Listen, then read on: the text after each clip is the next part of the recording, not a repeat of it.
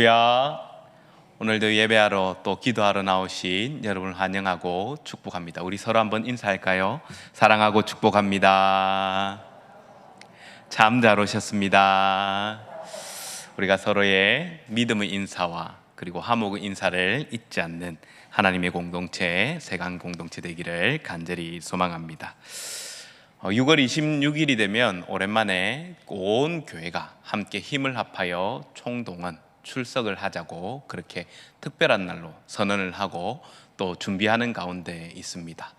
또 지난주부터 우리 장로님께서 나와서 구호도 외치고 함께 이렇게 합시다 하고 다 더 함께 모일 수 있도록 힘을 모으고 있는 과정 중에 있습니다.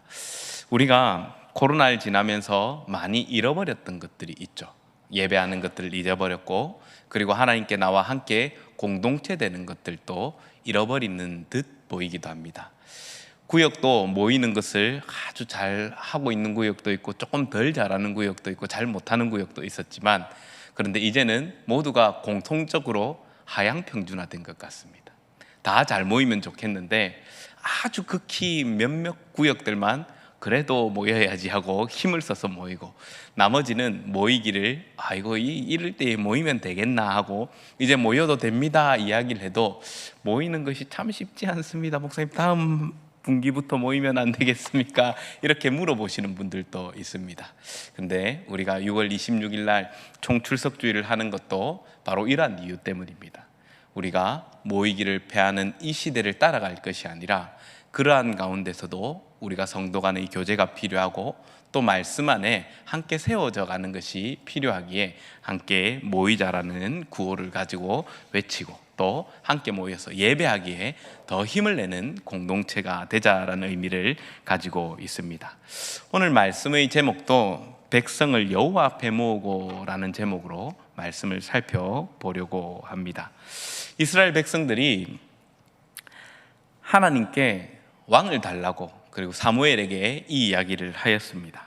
그리고 하나님께서는 이 내용들을 이스라엘 백성들에게 사무엘을 통하여 허락해 주셨죠. 그런데 이 허락해 주는 가운데 여러 사건들이 있었지만 그 중에 하나님께서 번개를 쳐서 이스라엘 백성들이 죄를 범하였던 것을 깨닫게 하여 주셨고, 그리고 오늘 10장에서는 본격적으로 왕을 세우는 과정에 이렇게 들어가 있는 것을 볼 수 있습니다. 하나님께서는 이 오늘 본문을 읽기 전에 이미 사울에게 기름을 부어주신 것, 사무엘의 손을 통하여 사울에게 기름 부어주신 것을 말씀을 통하여 볼 수 있습니다. 이 모든 과정들 속에서 우리가 확실히 발견할 수 있고 알 수 있는 것은, 왕을 세우는 과정이 비록 그들의 요구가 잘못되었다 할지라도 이 과정 가운데 하나님께서 깊이 관여하시고, 그럼에도 불구하고 이들의 연약함, 이스라엘의 연약함에도 불구하고 하나님께서 여전히 이 나라를 다스리는 분이 되신다라는 그것을 말씀에서 계속적으로 보여주고 있습니다. 모세는 이미 신명기 17장에서 너희가 왕을 세우려거든, 그리고 그 땅에 정착하여서 왕을 세우고자 하거든 하고서는 왕이 어떻게 해야 하는지를 쭉쭉쭉쭉 이렇게 이야기를 해주고, 백성들에게도 너희가 왕이 세워지면 이런 것들을 감당해야 한다라고 이미 경고한 바가 있습니다. 비록 이스라엘 백성들의 잘못된 요구, 즉 우리도 이방 다른 나라들과 같이 왕을 주소서라고 요구하긴 하였지만, 그러나 그 요구를 따라서 하나님께서 왕을 주시지만 정말 다른 나라처럼 하나님께서 왕을 세우시고자 하는 것이 아니라, 하나님께서 왕을 주실 때 그들의 요구는 그러하다 할지라도 하나님께서는 장차 오실 우리 주 예수 그리스도의 그림자가 되는 왕의 직무를 통하여서 이스라엘 백성들이 정말 바라보아야 할 것이 무엇이고, 그리고 그 왕들이 행하여야 할 것이 무엇인지에 대해서 오늘 본문에서도 가르치고 있습니다. 그렇기 때문에 오늘 본문에서 사무엘이 왕을 세운 이후에 백성들에게 이야기한 것들을 기록해 놓고, 그리고 백성들에게 여러 가지 당부해야 될 것들을 이야기하는 것에는 바로 이러한 이유를 가지고 있습니다. 본문 17절에서는 이스라엘 백성들을 미스바로 사무엘이 모으는 것으로 시작합니다. 그리고 입을 열어서 백성들에게 말하는 내용이 18절과 19절에 나와 있는데, 그 내용은 이스라엘 백성들을 먼저 질책하는 것으로 시작을 합니다. 하나님께서는 애굽에서 너희를 이렇게 인도하여 내셨고 구원해 내셨는데, 그런데 너희는 하나님을 버렸구나. 요약하자면 이렇게 이야기를 합니다. 왜 이 이야기들을 하고 있습니까?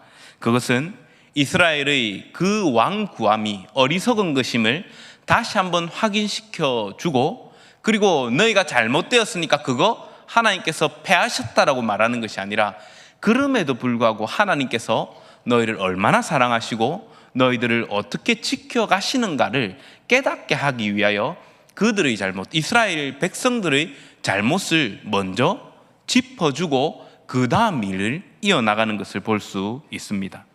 애굽에서 얼마나 많은 위기들이 있었고 얼마나 큰 고통들이 있었습니까? 그럼에도 불구하고 하나님께서는 그 백성들을 그저 사랑하여 주심으로, 그리고 아브람과 이삭과 야곱에게 약속하여 주셨던 그 약속을 기억함으로 죽을 수밖에 없고 평생 종살이할 수밖에 없는 이스라엘 백성들을 더욱 번성하게 하여 주시고, 뿐만 아니라 그 애굽 땅에서 구하여 내셔서 지금 이스라엘 백성들이 살고 있는 가나안 땅으로 이동시켜 주신 것도 이 내용에서 짚어주고 있습니다. 그렇기 때문에 사무엘이 이스라엘 백성들을 향하여 19절에서 너희가 하나님을 버렸다라고 이야기를 하는 것은 이스라엘 백성들의 마음 깊이 우리가 왕을 구함으로 하나님 앞에 어리석게 구하였구나 라는 것들을 다시 한번 마음 깊이 생각하고 우리의 차망이 누구이신가에 대해서 한 번 더 생각하게 만들고 있습니다. 즉 하나님을 경외함으로 이 나라는 세워져 간다는 것을 가르침으로 왕을 세우는 첫 시작을 열고 있는 것입니다. 이스라엘 백성들의 이 행동은 분명 하나님 보시기에도 미운 행동일 수밖에 없습니다. 사람은 한번 미워하기 시작하면 정말 밑도 끝도 없이 그냥 다 미워 보입니다. 그런데 이 사람과의 관계에서 열애가 되는 관계가 있죠. 어떤 관계입니까? 부모 자식 간의 관계입니다. 정말 미울 때가 있습니다. 화가 날 때가 있습니다. 그런데 돌아서면 어떻게 됩니까? 잊어버려요. 참 감사한 것이 잊어버립니다. 이게 못 잊어버리고 있으면 그 부모는 속이 좁은 부모죠. 그래서 자식 이기는 부모 없다라는 말이 바로 여기에서 나오는 것 아닙니까? 아무리 미운 행동을 하더라도, 아무리 왼수 같은 행동을 하더라도 자식이 아버지, 어머니 잘못했습니다 한마디 하면 그래 알았다 하고 넘어가는 것이 부모의 마음입니다. 하나님께서 우리에게 부모 되게 하심도 이러한 이유가 있죠. 하나님께서 그 백성들을 얼마나 사랑하시는지, 너무 미운 행동을 하였음에도 불구하고 하나님께서 오늘 왕을 주시고 그 왕을 세우는 과정 가운데에 그냥 너가 알아서 세워라, 그러면 너가 나라 내가 지켜줄게 라고 이야기를 하는 관여 안 하시는 것이 아니라, 그들이 비록 범죄하였고 연약하게 실수하였음에도 불구하고 왕을 세우는 그 모든 과정 하나하나 가운데에 하나님께서 개입하시지 않으심이 없고 간섭하지 않으심이 없는 것을 우리는 말씀을 통해 확인할 수 있습니다. 9장에서 이야기하고 있는 내용들이 무엇입니까? 사울이 쫙 이동하는 그 길들 가운데에서 하나님께서 어떻게 간섭하신지 보여줍니다. 여기 가도 없고 저기 가도 없고, 선지자 만나러 갔더니 예언하는 자도 만나고, 그리고 또 나귀를 찾았다라는 이야기들을 듣고 성 앞에 가니까 또 제사의 자리에 참여하기도 하고, 또 사무엘을 통하여 사울에게 기름 부어주는 것도 사울은 이미 경험했습니다. 오늘 10장 오늘 본문에 이르기 전에 이미 하나님께서는 사울을 왕으로 삼아주셨다는 것을 우리는 알고 있습니다. 그러나 그럼에도 불구하고 이스라엘 백성들 앞에서 다시 한번 이 사울이 하나님 세우신 왕이다라는 것을 보여주시기 위하여 하는 그 내용이 무엇이냐면 제비뽑기입니다. 이스라엘 백성들 중 너희 각 지파별로 1000명의 백성이 나오라. 거기에서 뽑습니다. 베냐민 지파가 뽑히고, 그리고 이 베냐민 지파에서도 특별히 백성들, 베냐민 지파에 속한 마드리의 가족이 뽑힙니다. 그리고 마드리의 가족 중에서도 사울이 뽑힙니다. 누가 봐도 이것은 하나님께서 이미 기름 부어 세우셨는데 이 기름 부어 세우신 것을 다시 한번 확증하고 증거하기 위하여 하나님께서 단계를 밟아가시는구나라는 것들을 누가 봐도, 어린아이가 봐도 이 내용들을 확인할 수 있다는 겁니다. 제비뽑기를 통하여 왜 확인시켜 주십니까? 이것은 고대 근동에 일반적으로 신의 뜻을 확인하기 위한 방법으로 사용되었습니다. 마찬가지 요나서에서도 보면 이 재앙이 누구로부터 왔는가 한번 보자 하고 한 내용, 그 방법이 뭡니까? 제비뽑기입니다. 한 방에 바로 나오거든요. 일반적으로 제비뽑기를 해서 그렇게 된 사람은 신이 그렇게 했다라는 것을 모든 사람들이, 이 지역의 근동의 지방의 사람들은 다 인정을 하고 들어가더라는 겁니다. 그것도 단해로 뽑은 것이 아니라 세 차례에 이어서 뽑았을 때 사울이 등장을 하였다는 것은 하나님께서 확실히 그를 왕으로 세우셨다라는 것의 반증이 됩니다. 그런데 오늘 말씀을 보니 반전은 사울이 그 자리에 안 보이는 겁니다. 그냥 생각을 해보면, 야, 왕이 됐으면, 야, 누가 왕이 될까 너무 궁금해서 자신이 목을 빼고 기다릴 법도 한데, 사울은 알고 있잖아요. 내가 왕이 될 것이라는 걸 알고 있는 사람입니다. 그런데 사울은 왕이 될 것을 알고 있음에도 불구하고 제비뽑기가 다 마쳤을 때에 그는 사라지고 없었다라는 겁니다. 어디 갔습니까? 짐 사이에, 이 많은 사람들이 모였을 때 짐 사이에 거기에 숨어 있다라고 이야기하고 있다는 겁니다. 사울의 처음 모습을 보면 이전에 사무엘이 기름 부을 때도 자신의 입을 열어서 내 아버지의 집은 이스라엘 중에 가장 작은 지파에 속하였고 내 아버지의 집에서도 나는 말째라서, 막내라서 아무 힘도 없고 자격도 없는 사람이다 라고 이야기를 하였습니다. 이와 똑같은 자세죠. 자기가 이미 제비뽑기를 당하여서 왕이 될 것 알고 있었고 실제로 그것을 보았음에도 불구하고 왜 짐들 사이에 숨었겠습니까? 내가 이것을 감당할 만한 그릇이 되지 못한다라고 생각하였기 때문입니다. 이것을 감당할 능력이 내게 없다라고 판단하였기 때문입니다. 그러나 그럼에도 불구하고 하나님께서는 그를 왕으로 부르셨습니다. 왕을 세우신 하나님의 계획과 목적은 분명합니다. 이스라엘을 원수 블레셋의 손에서 구원하시기 위함입니다. 우리가 사울에 대해서 오해하는 것이 사울이 실패한 왕이라고만 생각을 하고 넘어가기 쉽습니다. 그러나 말씀은 항상 그 본문에 맞게 살펴보아야 되는데, 이 본문에서는 사울이 하나님 앞에 겸손한 사람이었고, 그리고 자기 자신을 스스로 낮게 여기는 사람이었고, 나 자신은 왕으로서의 일을 감당하지 못하는 사람이다라고 겸손한 사람이었다는 걸 오늘 본문에서는 보여주고 있다는 겁니다. 그러나 그럼에도 불구하고 하나님께서 보여주시고자 하는 것, 그것은 그런 사울이라도 하나님께서 들어 사용하실 때에 그가 왕으로 세움 받는다는 것을 보여주고 있습니다. 뿐만 아니라 오늘 본문에서는 또 한 가지 사실이 나오는데, 그것은 사울의 용모에 대해서 이야기합니다. 그것은 누가 봐도 아주 흡족한 외모였습니다. 제가 조금 전에 마이크가 이렇게 올라가 있는 걸 내렸습니다. 저랑 같이 서 있으면 어지간한 사람들 키가 좀 커 보입니다. 제가 작아서 그렇습니다. 그런데 키 큰 사람은 우리 사회에서도 주목해서 보입니다. 안 보려고 해도 다른 사람보다 머리 하나가 더 있으면 자연스럽게 보입니다.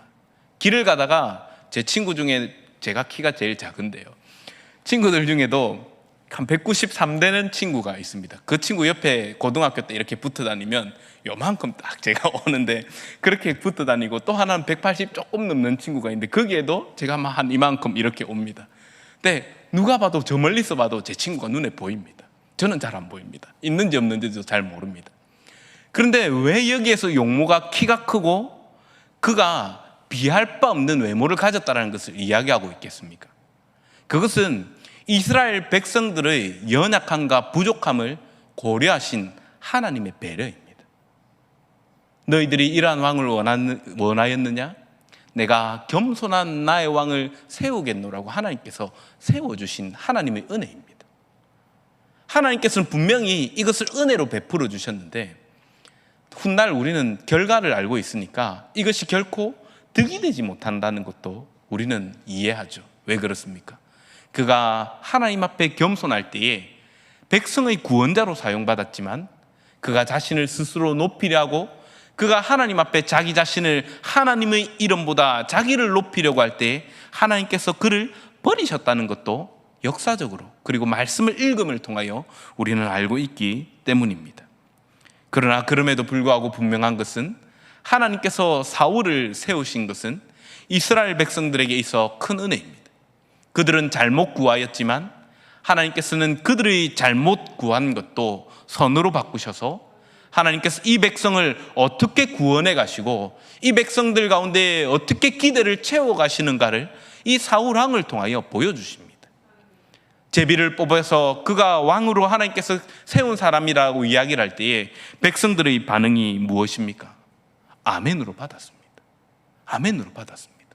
왕이여 만세라고 그들이, 이스라엘 백성들이 모두 왕을 찬송하는 것을 볼 수 있습니다. 왕의 존재가 이런 존재입니다. 하나님의 그 백성들을 대표해 이스라엘을 다스리는 자, 그리고 하나님께서 허락하여 주신 그 직무를 따라서 이스라엘을 구원할 자로 하나님께서는 왕을 보내어 주십니다. 그렇기 때문에 우리는 왕의 직무를 향하여 왕의 하나님 예수 그리스도의 그림자다라고 이야기를 합니다. 그들의 직무가 그러하고, 그리고 그리스도의 삼중직에 역시 왕이 포함되는 이유도 이 이유 때문입니다. 하나님께서 그를 통하여 이스라엘을 구원하고, 그리고 이 왕된 사울 왕으로부터 다윗 왕, 솔로몬 왕 쭉 나갈 때에 그들의 연약함과 부족함을 통하여 참왕 대신 우리 주 예수 그리스도를 고대하고 기다리고 참 메시아 대신, 참왕 대신 예수 그리스도를 기다리게 하는 역할을 바로 이 왕들을 통해서 하나님께서 보여주고 있습니다. 우리가 잘 알고 있듯이, 그러나 그럼에도 불구하고 이 외모로 취하는 것, 외모로 잘하는 것은 반드시 그 외모를 따라가게 되면 망함의 길로 감을 우리는 알고 있습니다. 훗날 사울이 폐위당하였을 때에 사무엘도 이 유혹에 빠져버립니다. 어떻게 그 유혹에 빠집니까? 사울을 폐위한, 하나님께서 폐하시겠다고 한 이후에 다윗을 왕으로 삼기 위하여 이새의 집에 보냈을 때에 그의 장형 엘리압을 보고서는 사울의 마음에 어떤 마음이 들었습니까? 그의 용모를 보고 하나님의 마음에 합한 사람이 또 있겠는가라고 스스로 마음에 그걸 합니다. 외모를 보고 굉장히 흡족했다는 거죠. 그때 하나님께서 하신 말씀이 무엇입니까? 내가 그를 버렸다입니다. 사람은 외모를 보지만 나 여호와는 중심을 보노라고 하나님 사무엘에게 분명하게 말씀하여 주십니다.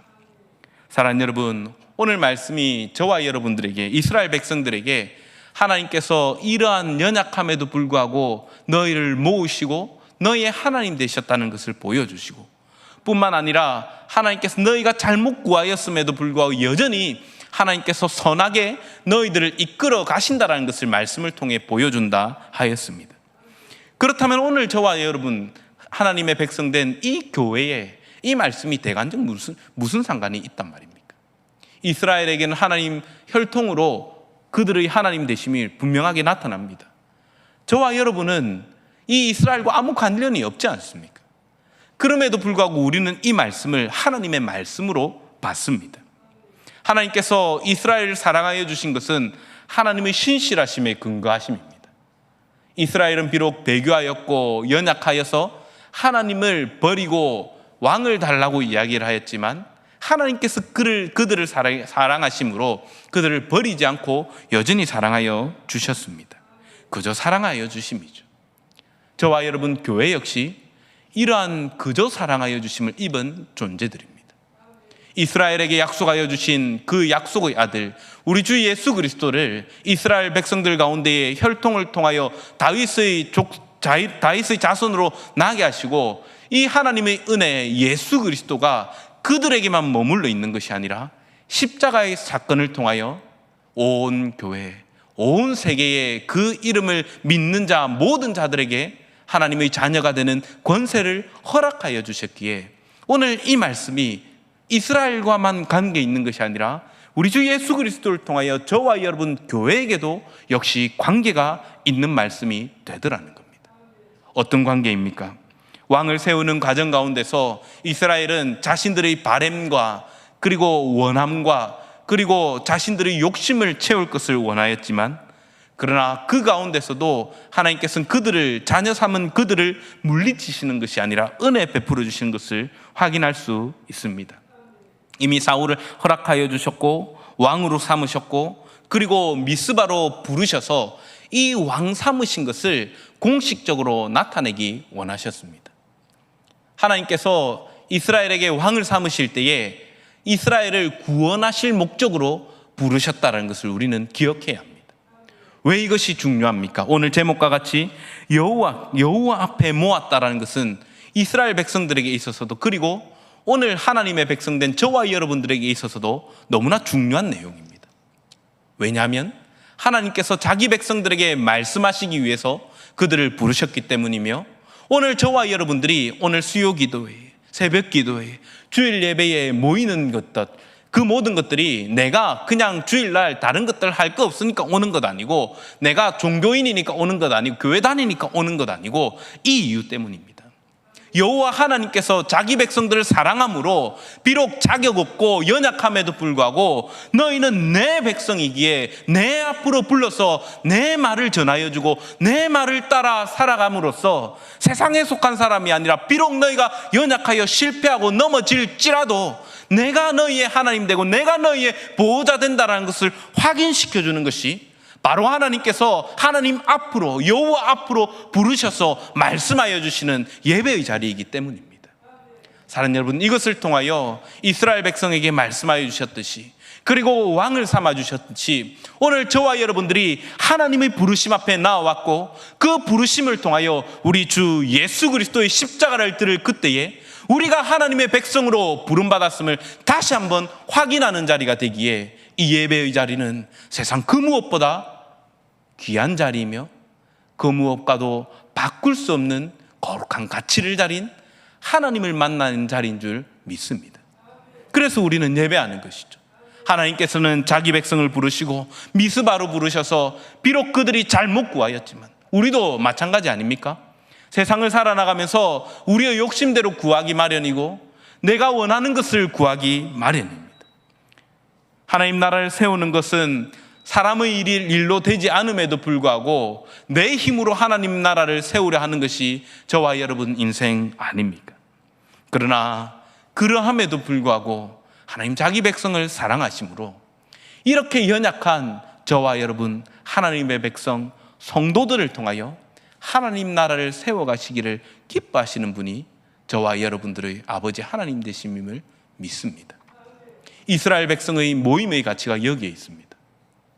다른 것 아니라요, 그들이 잘했기 때문에, 하나님을 잘 경외하였기 때문에 그들이 모이는 것이 복된 것이 아니라, 그들의 모임이 복된 것이 비록 연약하여 실수하여 잘못 구한다 할지라도 하나님 부르심 앞으로 나아올 때, 총회 앞으로 하나님께서 부르실 그때에 그들이 비로소 하나님의 백성이라는 사실을 확인할 수 있게 되기에 하나님 부르심 앞으로 나오는 것은 너무나 중요하고 거룩한 일입니다. 사울은 준비되어 있지 않는 왕이었습니다. 그러나 그럼에도 불구하고 하나님께서는 그를 통하여 이스라엘을 구원하시기를 기뻐하셨습니다. 또한 26절에서 무엇을 이야기해 주고 있습니까? 그들에게 유력한 자들을 붙여주시는 것도 볼 수 있습니다. 자발적으로 하나님께서 그들에게 유력한 자를, 사울에게 유력한 자를 붙여주셔서 그를 따라가서 일할 수 있도록 하나님께서 놀라운 일들도 보여주시는 것을 볼 수 있습니다. 하나님께서 왕을 허락하여 주심이 이러한 것 아닙니까? 우리 주 예수 그리스도께서 왕으로 오셨을 때에 혼자 모든 일을 사실은 사울과는 다르게 다 하실 수 있습니다. 그런데 우리 주 예수께서 이 땅에 오셨을 때 혼자 일하시지 않으십니다. 누구에게 일을 맡기십니까? 그의 12 제자들, 사도들에게 일을 맡겨주십니다. 하나님 백성을 사랑함입니다. 혼자 다 할 수 있습니다. 하나님께서 그에게 능력을 주어서 이 누굽니까? 사사시대의 마지막 사사인 삼손처럼 혼자 다 죽여버릴 수 있습니다, 왕이. 하나님 그런데 그런 식으로 일하지 않으시더라는 겁니다. 왕을 통하여 일하심이 비록 왕이 연약하여도 하나님께서 그에게 돕는 자들을 세우셔서 그와 함께 일할 자들을 세우시더라는 겁니다. 오늘날 저와 여러분이 속한 이 교회에도 우리 주 예수께서 사도를 세우신 것 같이 교회의 사역자들을 통하여, 특별히 말씀의 사역자들을 통하여 하나님의 백성들을 모으게 하시고 그 백성들이 살아갈 수 있도록 새 힘을 더하여 주도록 사람의 말이 아닌 하나님의 말씀을 대언하도록 사역자들을 세우시고, 뿐만 아니라 교회를 다스리는 자 장로들을 세우셔서 이 교회를 하나님 말씀으로 다스리고 하나님 나라로서 비록 연약하고 부족하지만 이 하나님 나라를 세워가시는 것이 바로 교회라는 겁니다. 사랑하는 여러분, 우리는 너무나 연약합니다. 그래서 그림자와 같은 이 왕 사울을 보면서 참왕을 기다릴 수밖에 없습니다. 이스라엘 백성들이 그랬죠. 오늘 저와 여러분을 하나님께서 백성으로 부르셨을 때에 이 그리스도의 직분됨을 우리도 동일하게 허락해 주심으로 자녀 삼아 주셨습니다. 그런데 우리의 모습을 한번 돌아보시기 바랍니다. 어떻습니까? 우리가 정말 거룩한 왕과 같이, 거룩한 제사장과 같이, 선지자와 같은 삶을 살아가고 있습니까? 참 쉽지 않습니다. 압니다. 내가 그렇게 살아야 된다는 거 압니다. 그런데 쉽지 않잖아요. 그래서 우리는 매일 넘어지기도 하고 또 쓰러지기도 합니다. 실망하기도 합니다. 그런데 여기에서 핵심은 그러한 가운데에 나의 연약함 때문에 실망하고 실족할 것이 아니라 그러한 가운데서도 여전히 우리를 거룩하다 말씀하여 주시고 우리를 의롭다 하여 주시는 근거가 이스라엘 백성들의 거룩함과 의로움에 있는 것이 아니라 하나님께서 그저 사랑하여 주시고 그저 은혜 베풀어 주신 것 같이 왕을 세워주신 것 같이 저와 여러분들이 예수 그리스도를 믿음에도 불구하고 연약하여 넘어짐에도 여전히 우리 주 예수께서는 하늘에서 우리를 참수하는 자들을 향하여 우리의 변호인이 되어주시고 우리로 하여금 여전히 거룩하다 말씀하여 주시는 약속에 신실하신 분이라는 것을 우리는 말씀을 통하여 다시 한번 확인합니다. 사랑하는 여러분, 우리가 주일마다 일마다 때마다 하나님 말씀이 우리 가운데 들려지는 것이 얼마나 큰 복인지요. 여기에 나와 수요 기도에 나와 말씀을 듣고 기도하는 것이 얼마나 큰 복인지요.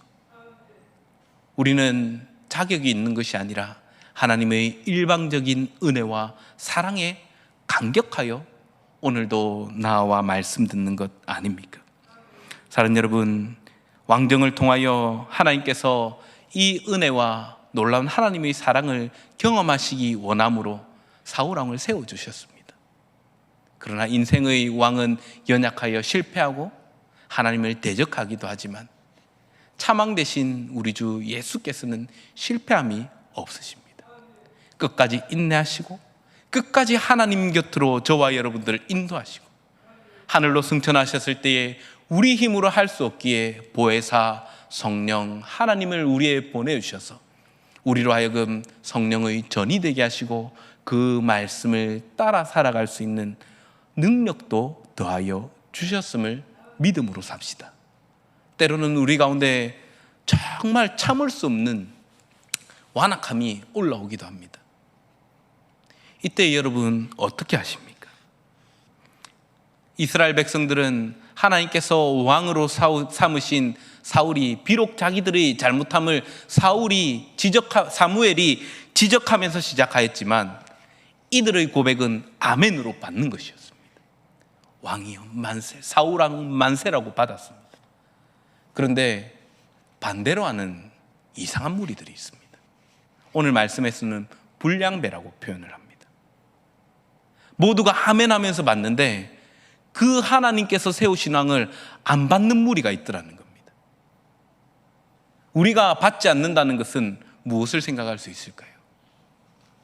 아멘하며 받는다는 것은 하나님께서 세우신 왕, 즉 하나님의 말씀을 아멘함으로써 순종함으로 받는 것이죠.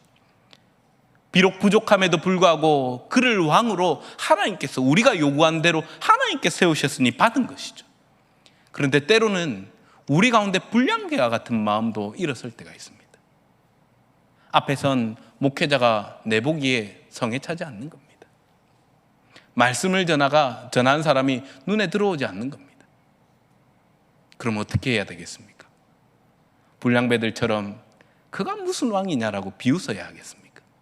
아니요.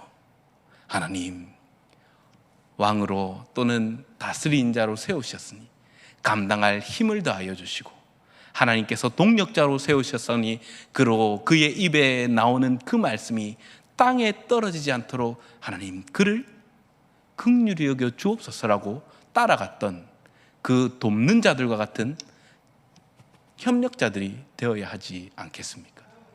사랑하는 여러분, 오늘 말씀을 듣고 우리 자신을 한번 돌아봅시다.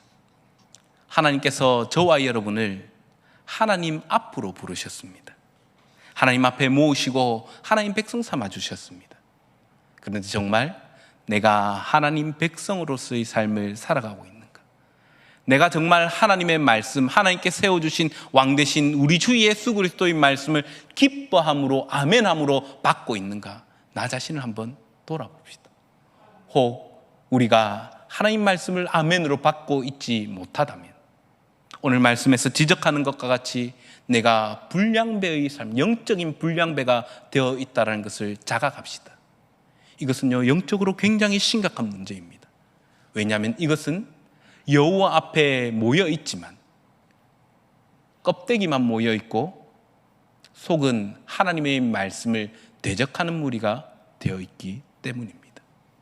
사랑하는 여러분, 그러므로 우리가 오늘 하나님의 백성으로 모였다는 것을 기억하여서 날마다 하나님의 말씀을 상고하여 그 말씀을 나 자신을 비추어서 하나님 뜻대로 내가 살아가고자 하는 힘을 내는 성도가 됩시다.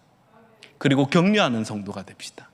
그리고 나 자신을 다시 한번 세상에서 나아가서 사울 왕을 세우셔서 이스라엘 백성들을 블레셋 손에서 건져내신 것 같이, 그리고 사울 왕을 따라가면서 이스라엘 백성들이 블레셋을 물리쳤던 것과 같이 저와 여러분들이 우리 주 예수 그리스도께서 세상을 이기는 자로 이 땅에 오셨기에 우리 역시 장수 되신 우리 주님을 따라가면서 세상을 이기는 자로서의 삶 살아가는 저와 여러분 거룩한 백성 되기를 간절히 소망합니다.